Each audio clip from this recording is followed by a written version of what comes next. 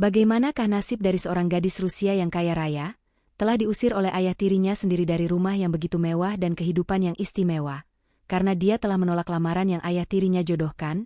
Untung ada pria asal Cilacap yang mau menerima dia dengan apa adanya. Bagaimana kisahnya? Mari kita simak. Jangan lupa untuk like, komen dan subscribe terlebih dahulu.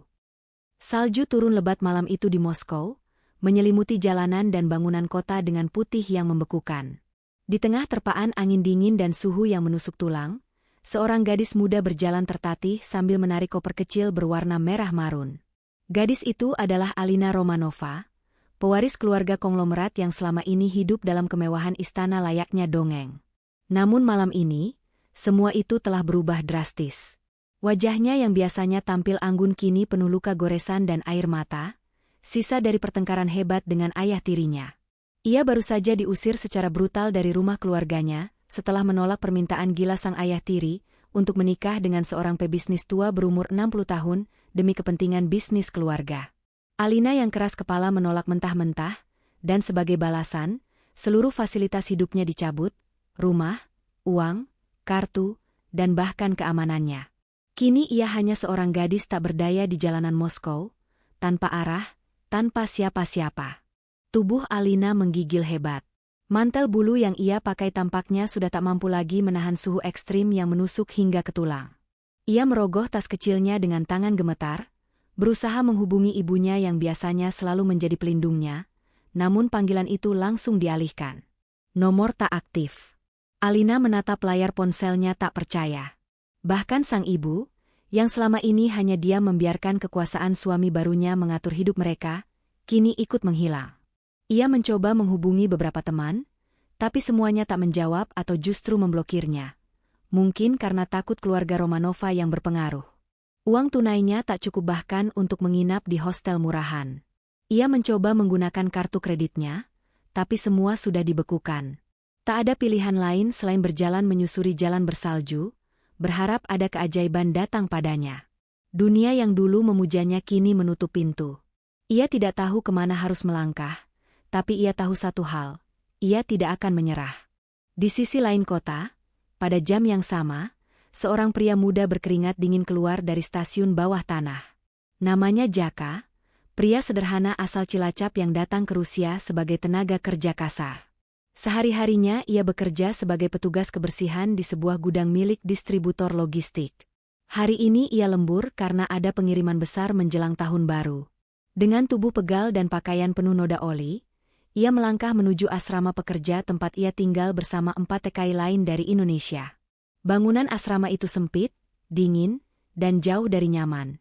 Tapi itu satu-satunya tempat yang bisa mereka bayar dengan upah minimum. Jaka bukan pria ambisius. Ia hanya ingin menabung cukup untuk memperbaiki rumah orang tuanya di desa. Tapi di balik wajah lelahnya, ia punya hati yang jujur dan kepedulian tinggi. Ia tidak tahu bahwa malam ini, jalan hidupnya akan bersinggungan dengan seseorang yang datang dari dunia yang sangat berbeda darinya. Langkah kaki Jaka terhenti saat melewati sebuah taman tua yang sudah tertutup salju. Taman itu biasanya sepi, apalagi di tengah malam seperti ini.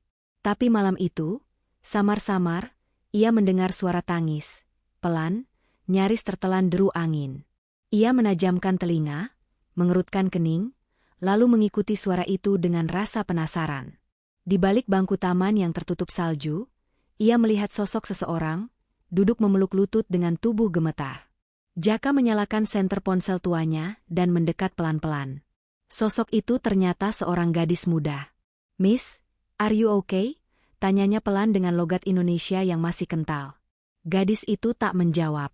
Ia hanya menoleh cepat, seolah terkejut, lalu menatap Jaka dengan pandangan tajam penuh kewaspadaan.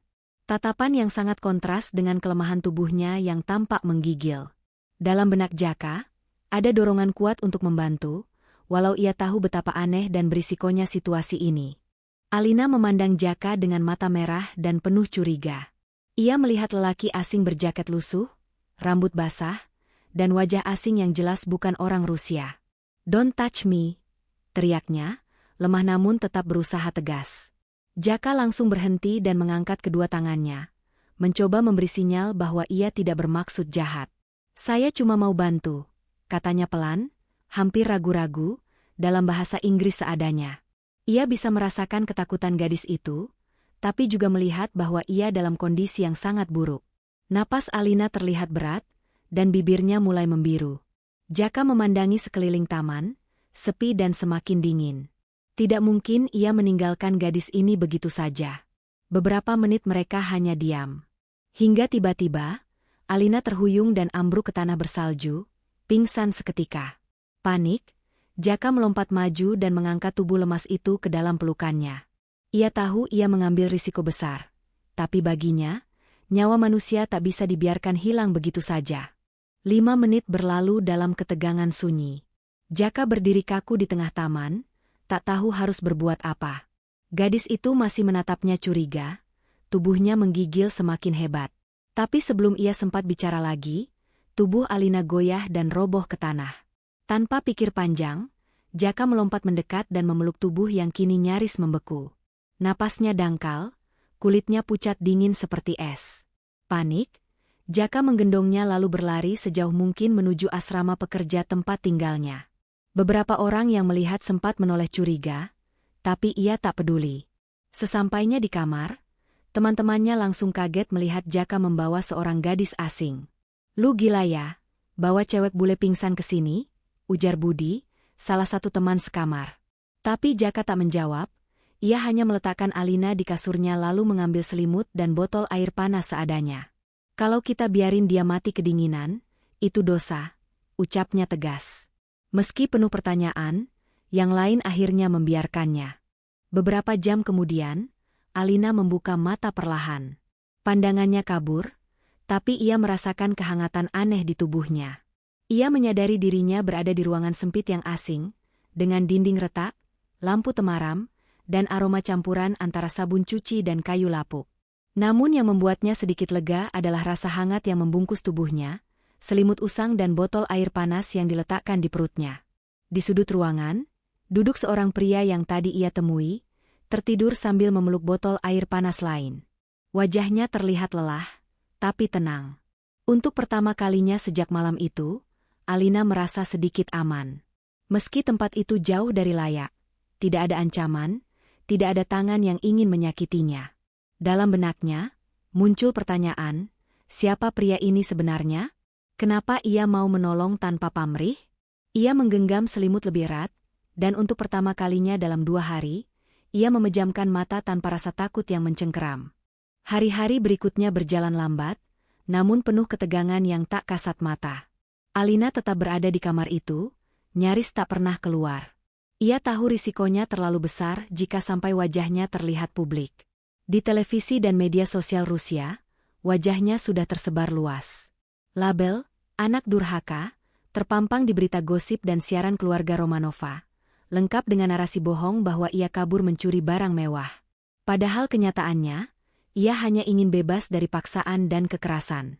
Jaka, yang tak terlalu paham situasi politik keluarga elit Rusia, hanya bisa membantu sebisanya. Ia memberinya makanan seadanya, roti kering, sup instan, dan kadang telur rebus. Ia bahkan meminjam jaket dari temannya agar Alina bisa tetap hangat. Setiap kali melihat wanita itu duduk diam di dekat jendela kecil kamar, Jaka bertanya-tanya, apakah ia melakukan hal yang benar? Tapi setiap kali Alina menatapnya dan mengangguk kecil, ia tahu, ya, ia telah menyelamatkan seseorang yang benar-benar membutuhkan. Lambat laun, tembok di antara mereka mulai runtuh. Alina mulai bicara lebih banyak, dan senyumnya perlahan kembali. Mereka menghabiskan waktu dengan berbagi cerita dalam 2 bahasa, Inggris terbata-bata dari Jaka dan bahasa Indonesia dasar yang diajarkan olehnya. "Apa kabar?" tanya Alina dengan logat lucu, membuat Jaka tertawa geli. Sebaliknya, ia mulai bisa menyebut beberapa kata Rusia seperti spasiba dan dobry den. Dalam keterbatasan itu, mereka menemukan tawa, kenyamanan, dan rasa saling percaya yang tumbuh perlahan. Namun di luar kamar, bahaya terus mengintai. Beberapa pria mencurigakan terlihat berkeliaran di sekitar blok asrama. Teman Jaka mendengar desas-desus tentang sekelompok orang kaya yang sedang mencari seorang gadis berharga yang hilang. Wajah Alina muncul di selebaran yang tertempel di dinding toko. Ayah tirinya rupanya menyewa orang-orang kejam untuk menemukan dan membawa Alina pulang, hidup atau mati. Jaka mulai gelisah, tapi tak tahu bagaimana melindungi wanita itu lebih jauh. Suatu sore yang dingin, Jaka pulang lebih cepat dari biasanya karena pengiriman dibatalkan. Ia menaiki tangga sempit menuju kamar dengan langkah pelan, membawa sebungkus roti dan mie instan untuk makan malam mereka. Namun saat ia sampai di depan pintu kamarnya, ia merasa ada yang aneh. Pintu itu terbuka sedikit, dan kunci tergantung longgar seperti baru dipaksa. Dengan jantung berdebar, ia mendorong pintu perlahan. Isi kamar berantakan, selimut terseret ke lantai, kursi terjungkir, dan jendela terbuka lebar. Tak ada tanda Alina. Matanya menyapu ruangan, hingga melihat secari kertas kecil yang tergeletak di dekat bantal. Dengan tangan gemetar, ia meraih dan membaca tulisan cepat dan robek itu, "Mereka menemukan aku. Aku tak ingin kau celaka karena aku. Maaf." Jaka terpaku. Dunia seolah berhenti. Napasnya tercekat, dan untuk pertama kalinya, ia merasa benar-benar takut kehilangan seseorang yang belum lama dikenalnya, tapi sudah begitu berarti baginya. Tanpa membuang waktu, Jaka berlari keluar kamar, menerobos lorong sempit asrama, bertanya ke semua tetangga yang ia temui. "Lihat cewek bule keluar tadi?" tanyanya dalam bahasa campur-campur, tapi tak satu pun memberikan jawaban pasti. Wajahnya pucat, pikirannya kacau. Ia teringat percakapannya dengan salah satu temannya yang sempat bekerja dekat kompleks orang kaya. Teman itu pernah menyebut bahwa jika ada orang asing diculik, kadang dibawa ke vila-vila mewah di luar kota untuk diisolasi secara diam-diam. Dengan nekat, Jaka menuju kantor polisi kecil di distrik terdekat, berpura-pura sebagai penerjemah untuk komunitas migran. Di sana, ia sengaja memasang telinga, berharap mendengar kabar apapun tentang penculikan seorang gadis asing. Saat dua polisi berbincang pelan di sudut ruangan, ia mendengar nama Romanova disebut, lalu kalimat samar, "Sudah dibawa ke daca milik keluarga di luar Moskow." Itu cukup. Jaka mencatat alamatnya dalam benaknya. Ia keluar dari kantor itu dengan langkah cepat dan tekad yang menguat di dadanya. Jaka tahu ia tidak punya banyak waktu. Ia kembali ke asrama, membuka laci dan mengambil semua uang tabungan yang tersisa dalam kaleng rokok tua. Tak sampai 2 juta rupiah jika dikonversi, tapi cukup untuk menyewa mobil sewaan bekas dari temannya yang bekerja sebagai sopir serabutan. Ia menyiapkan pisau dapur kecil dan senter, memasukkan ke dalam tas. Pakaian hangat, jaket tebal, dan peta tua ikut dibawanya. Tanpa banyak bicara, ia mengendarai mobil tua itu keluar kota, menuju arah desa terpencil tempat Villa Romanova berada. Salju turun semakin deras, jalanan makin licin, dan jarak pandang hanya beberapa meter. Namun tekadnya membakar dingin yang membekukan jari-jarinya. Di dalam mobil, Jaka terbayang wajah Alina yang lemah, suara tawanya saat mengucapkan, "Terima kasih," dengan lidah lucu. Ia mengepalkan tangan. "Tunggu aku, Lin," bisiknya, "gue nggak bakal biarin mereka nyakitin kamu." Langit malam pekat, tapi semangat dalam dadanya menyala terang. Sementara itu, di dalam villa yang megah namun sunyi, Alina terkurung dalam kamar bergaya klasik yang dinginnya menusuk. Jendela-jendela besar berlapis jeruji. Alina duduk menyandar di sudut ruangan, pipinya lebam, bibirnya pecah-pecah. Ia mencoba bertahan, menolak semua perintah ayah tirinya yang datang bersama 2 pria berbadan besar. Mereka ingin memaksanya menandatangani dokumen pengalihan saham, serta surat perjanjian nikah palsu. Alina menolak, membuat pria kejam itu marah besar. Sebagai hukuman, listrik di kamarnya dimatikan, penghangat dicabut, dan makanan dihentikan. Hari berlalu perlahan, dengan rasa takut menggantung seperti pisau di atas kepala. Ia sempat mencoba memecahkan jendela, tapi dihentikan oleh penjaga. Namun di tengah kesengsaraan itu, dalam hatinya muncul satu harapan kecil. Sosok pria asing berjaket lusuh, dengan tangan kasar namun mata jujur, Jaka. Entah kenapa, ia percaya pria itu takkan membiarkannya sendiri. Dan harapan itulah yang ia genggam sekuat tenaga agar tetap hidup. Jaka tiba di gerbang villa menjelang tengah malam. Ia memarkir mobil jauh dari pandangan kamera pengawas, lalu menyelinap masuk lewat kebun belakang yang beku dan sunyi. Ia mengenakan topi wol dan masker, menyamar sebagai kurir atau teknisi. Dengan langkah hati-hati, ia mengendap ke sisi bangunan, mengamati pola patroli penjaga.